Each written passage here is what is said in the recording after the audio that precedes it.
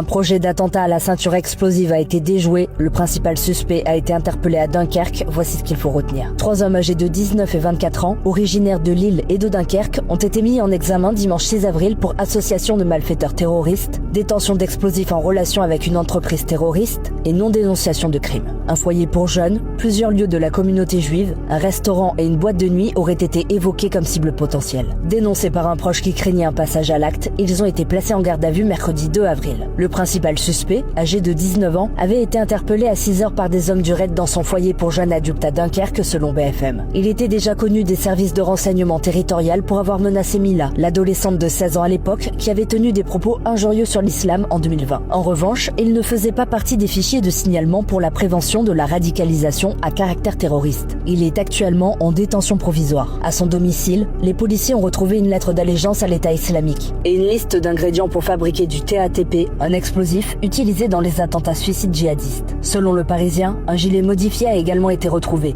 contenant des pétards avec un dispositif de mise à feu potentiellement fonctionnel. En plus de consommer des vidéos sur l'État islamique, le suspect incitait les gens sur les réseaux sociaux à noyer dans le sang les mécréants. D'après BFM, certaines de ces publications faisaient référence aux attentats du Bataclan et du quartier de l'Opéra en 2018. Il aurait admis en garde à vue avoir envisagé un projet d'action violente lors d'une période difficile de sa vie, mais affirme qu'il l'avait abandonné. Les 2 autres individus mis en cause sont des proches du principal suspect. L'un, soupçonné d'avoir joué un rôle dans le projet d'attentat, lui aurait fourni une arme factice. Il a été mis en examen et placé en détention provisoire. Le 3e, placé sous contrôle judiciaire, a quant à lui été mis en cause pour non-dénonciation d'un crime terroriste.